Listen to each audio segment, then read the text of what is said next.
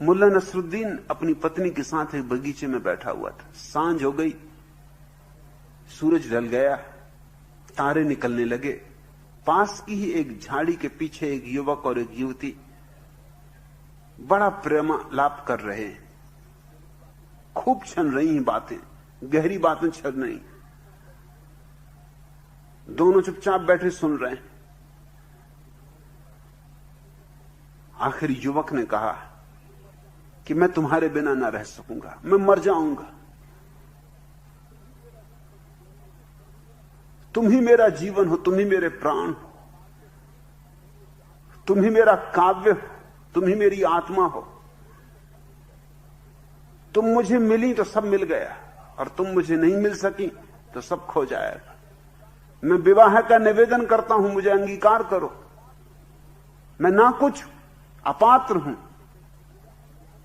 मगर मेरे प्रेम को देखो, मेरी आत्मा को पहचानो। मुल्ला की पत्नी ने मुल्ला को हुद्दा मारा और कहा कि जरा खांसो खकारो, सचेत कर दो, ये लड़का फंसा जा रहा है। मुल्ला ने कहा भाड़ में जा लड़का, मुझे किसने चेताया था?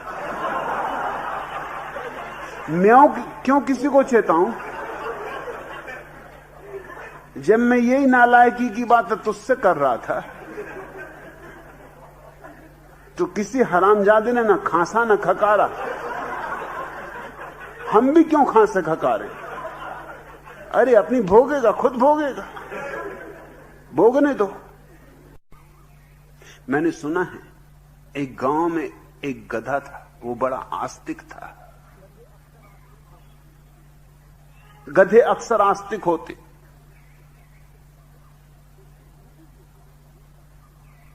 उसकी खूबी ये थी कि उसका मालिक उसको लेकर घूमता था,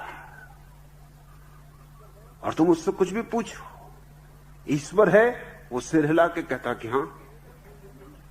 आत्मा है, वो सिर हिला के कहता कि हां। परलोक है, हां। पुनर्जन्म होता है, हां। लोग उसको पैसा देते मालिक को कि भाई वाह, आदमियों तक को पता नहीं इतना ज्ञान, ऐसा वेदांत।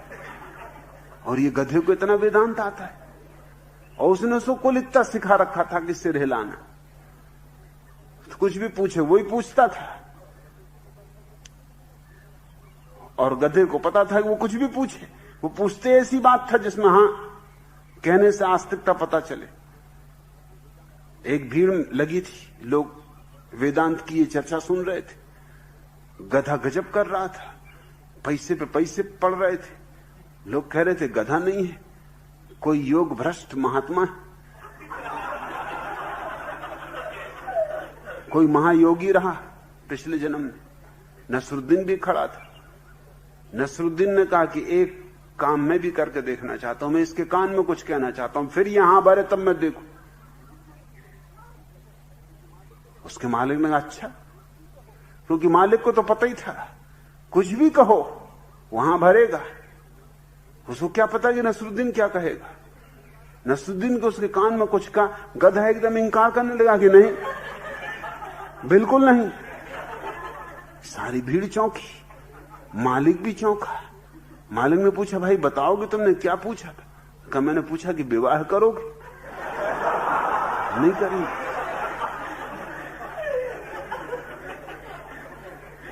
इतनी अकल गधे में भी। एक मनोवैज्ञानिक पागलों को देखने गया था। पागलखाने के प्रधान ने एक कटघरे के सामने खड़े होकर उसे बताया कि इस पागल को देख रहे हैं। वो पागल अंदर एक तस्वीर लिए हुए था, छाती से लगा रहा था, आंसू झरझर गिर रहे थे, वर्षा की झड़ी लगी थी। रो रहा था, पुकार रहा था कि हे प्रिय तुम कहां हो, कब मिलोगी, बहुत देर हो गई, कब तक पुकारूं, कब तक खोजूं।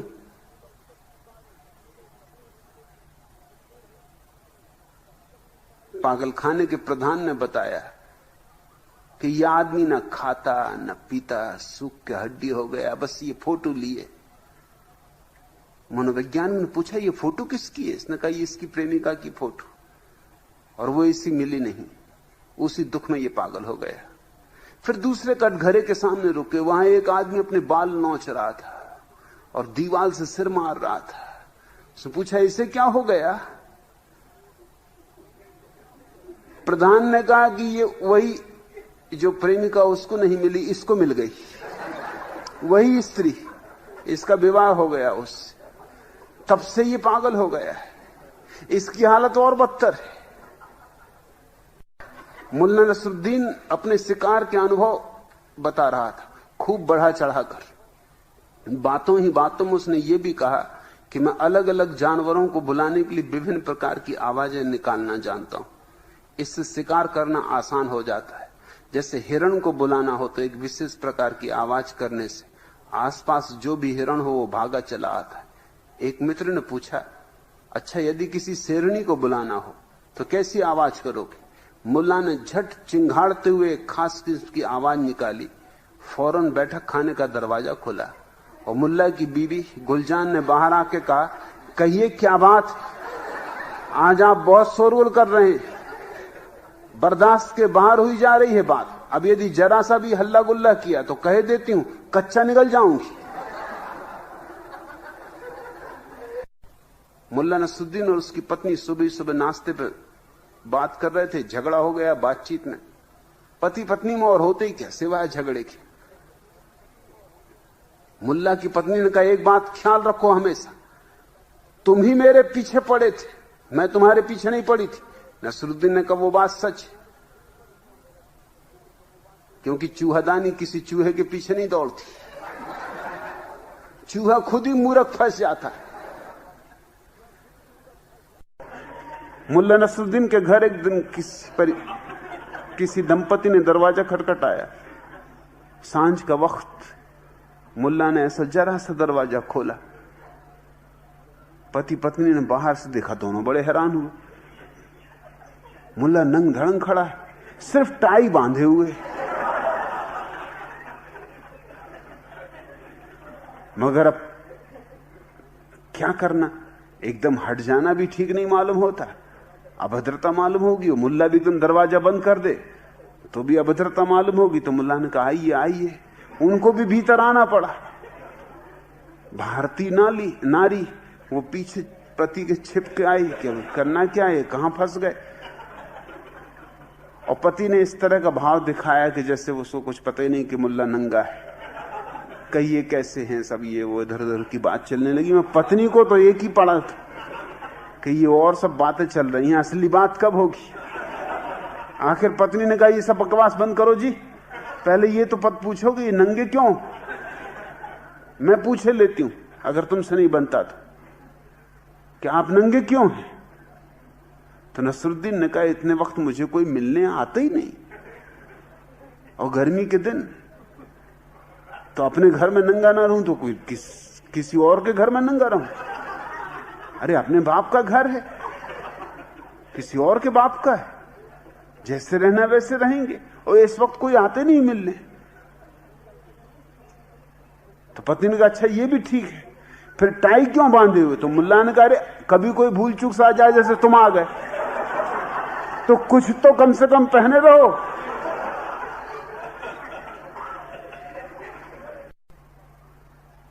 मुल्ला नसरुद्दीन ने डॉक्टर को फोन किया।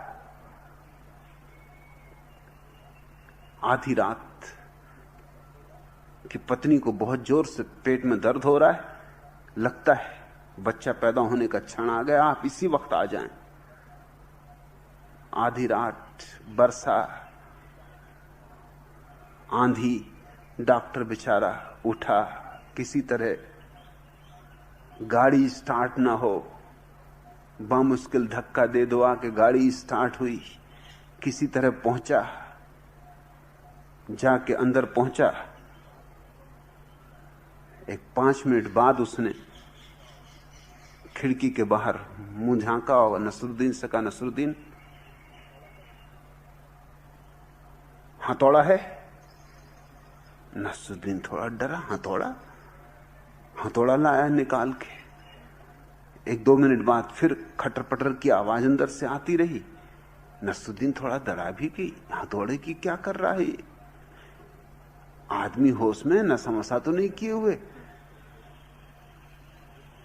ये डॉक्टर है कि वेटनरी डॉक्टर है, क्या है मामला।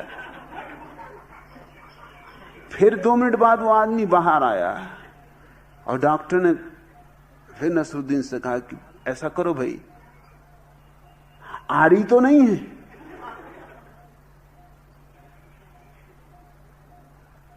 नसरुद्दीन फिर भी कुछ नहीं बोला, आरी ला के दे दी। वो तो 2 मिनट बाद फिर डॉक्टर बाहर आ गया और कहने लगा कि एक बड़ी चट्टान हो तो उठा लाओ। नसरुद्दीन ने कहा बहुत हो गया डॉक्टर साहब, माजरा क्या है, मेरी पत्नी को तकलीफ क्या है। डॉक्टर ने कहा तुम्हारी पत्नी से सवाल ये भी कहां उठता है, अभी मेरी पेट ही नहीं खुल रही।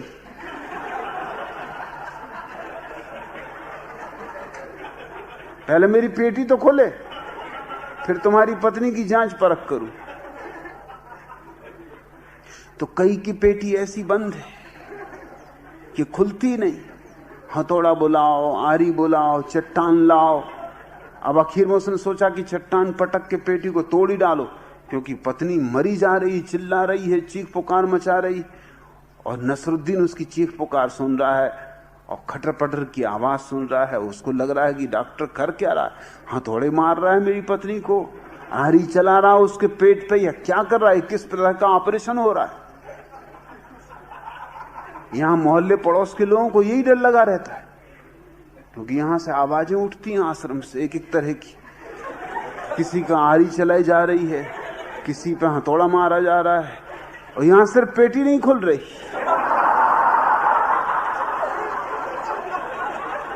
पहले पेटी तो खुले, फिर आगे कुछ दूसरा काम हो। मुल्ला नसरुद्दीन बहुत दिनों से गुलजान के पिता से मिलने की सोच रहा था, मगर हिम्मत न जुटा पाता था। लेकिन जब बहुत दिन हो गए तो एक दिन हिम्मत करके पहुंच ही गया और गुलजान के पिता से बोला कि मैं आपकी बेटी से निकाह करना चाहता हूं। पिता ने मुल्ला नसरुद्दीन को ऊपर से नीचे तक देखा और पूछा, मगर क्या तुम गुलजान की मम्मी से भी मिले या नहीं? जी, नसरुद्दीन ने कहा, उनसे भी मिला, मगर मुझे गुलजान ही ज्यादा पसंद आई।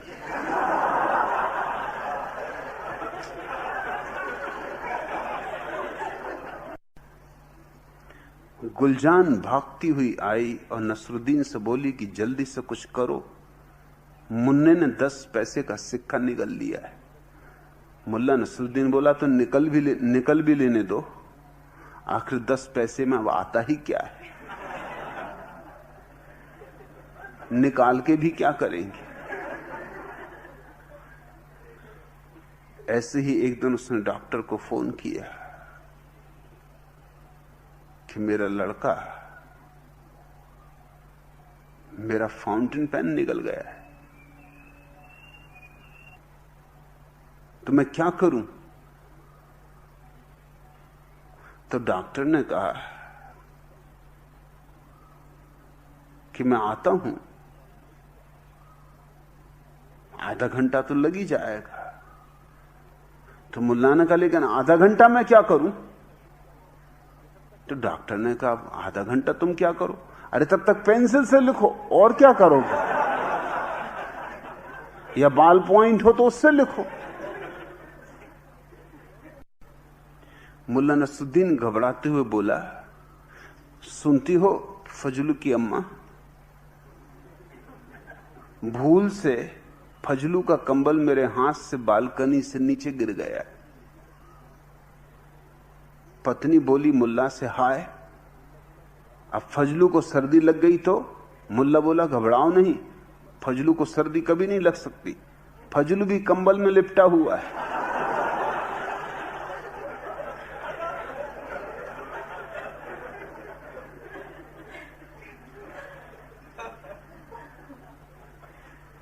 मुल्ला नसरुद्दीन एक रात अपनी पत्नी से कह रहा था, फजलू की मां,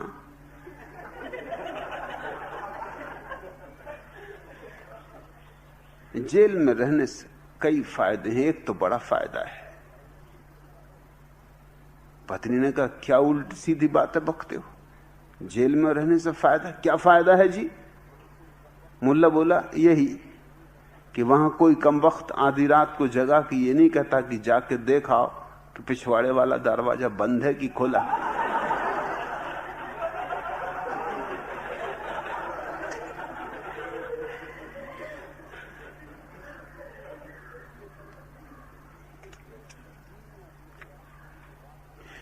नसरुद्दीन ने अपने व्याख्यान के बाद लोगों से कहा कि मित्रों, यदि किसी को कुछ पूछना हो तो कृपया एक कागज पर लिख के पूछ लें।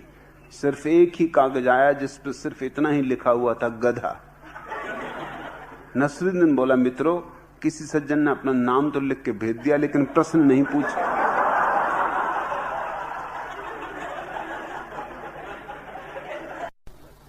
मुल्ला नसरुद्दीन बुढ़ापे में तंग आकर अस्पताल में भर्ती हो गया। एक युवा और सुंदर नर्स उसके वार्ड में ड्यूटी पर थी। एक दिन उस नर्स ने मुल्ला से कहा कि कल से मेरी ड्यूटी जना